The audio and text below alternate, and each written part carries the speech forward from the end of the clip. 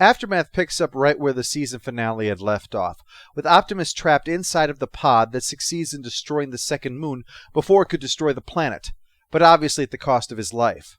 There's no last-minute escape, he's blowed up.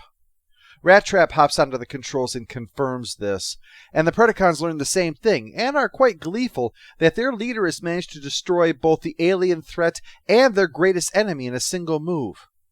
The glee quickly evaporates, though, when a wave of quantum comes at the planet, because we all know that quantum is a rather unpredictable thing.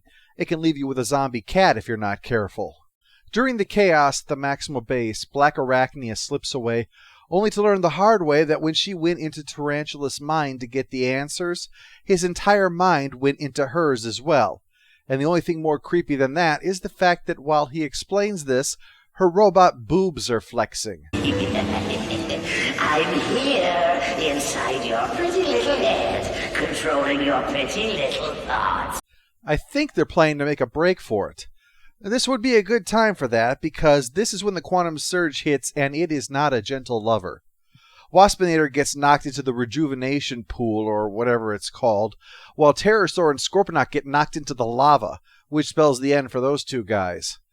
This leaves Megatron here, and Cheetor and Rat Trap over on the Maximal ship, all glowing white as the wave hits, right before everybody passes out. Cue New Paradigm! When they come around, Cheetor and Rat Trap look different. Whole new paint job and Transmetal beast modes. Yep, an upgrade happens to the team, and the only ones affected are the idiot and the asshole. It figures. Being Transmetal means that their beast modes don't look perfectly like animals anymore, but rather machine versions of animals, which also have a vehicular element to them, rockets and wheels respectively, to make them even more powerful.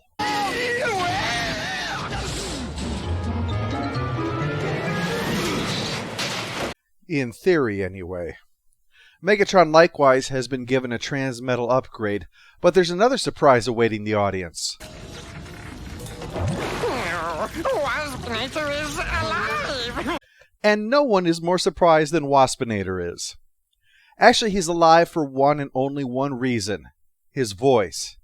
See, it was quickly realized that Waspinator's voice was a problem for the show. It took him way too long to speak his lines because of both the sentence structure that he uses and the way that they have to be spoken. And Hasbro had insisted on the toys appearing in every single episode, so they couldn't just not include him. So they decided to satisfy that requirement by having him appear and then be crushed, blown up, blasted to pieces, possessed by a ghost, whatever it took to get Waspinator out of the show.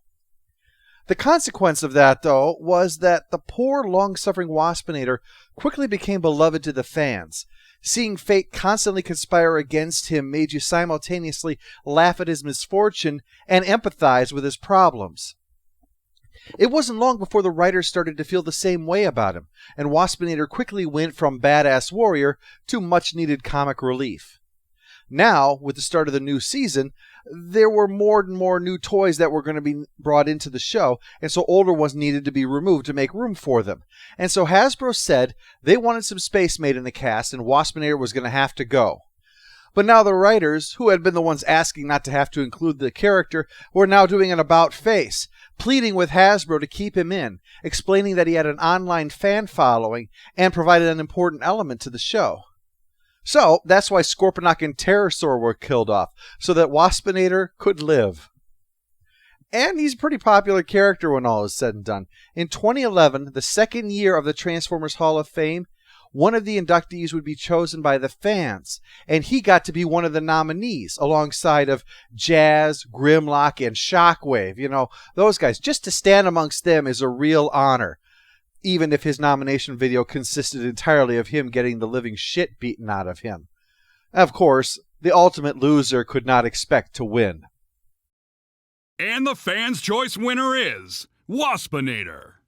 Waspinator does not believe it. You got the touch. You got the power.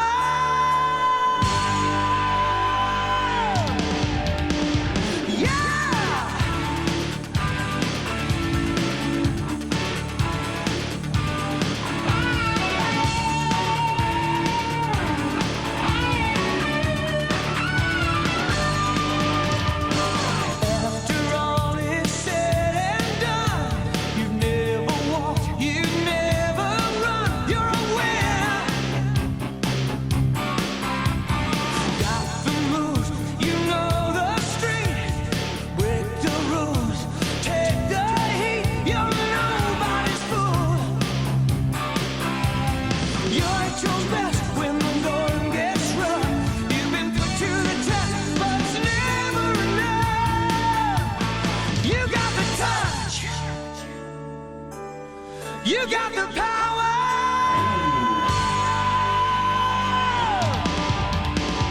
Yeah!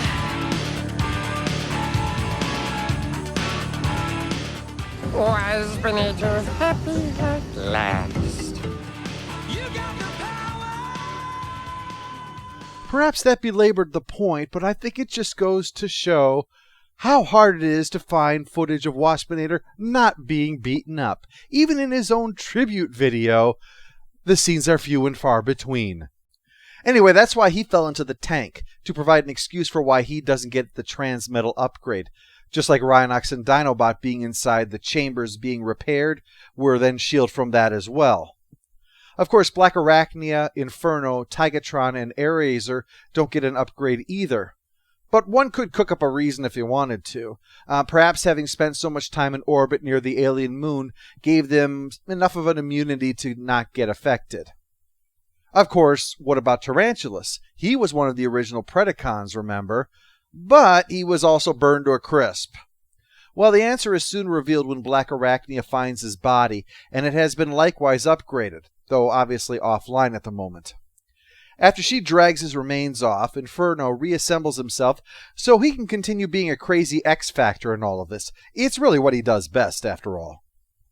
Meanwhile, Rhinox has just learned that Optimus is dead, and now that Dinobot is up, he and Rat Trap are going at it again. That's just the thing you need when you find out your best friend is dead. Enough! Stand down, Dinobot. By what right do you command me? With Optimus gone, I should be...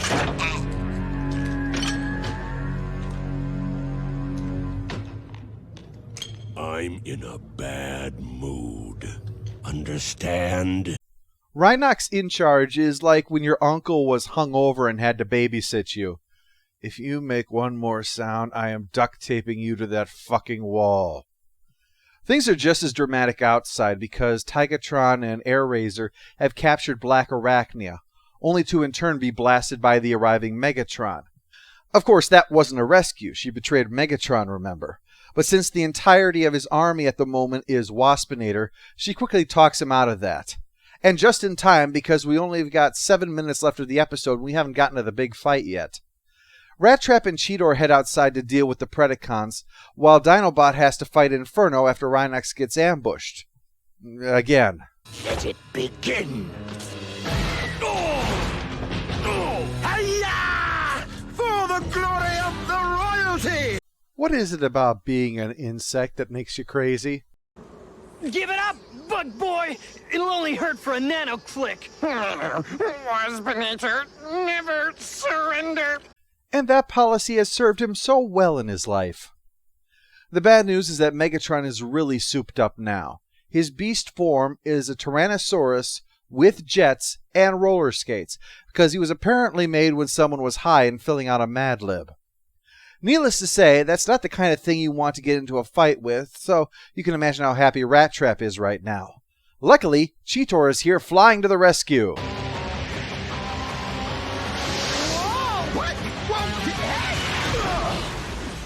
New body, same dumbass.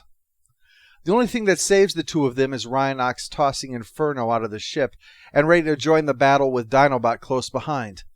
So, with Waspinator and Black Arachnia gone and Inferno effectively out of the fight, Megatron figures that even in his new super form, taking on 4 guys at once is something best left only to the most elite porn stars. So he takes off. But after he departs, we are reminded about those pods that had fallen from orbit. And with one clearly malfunctioning in the wake of its crash and exposure to all of that quantum stuff, something new is about to come out of that pod. We'll see what that is next time in The Coming of the Fusors.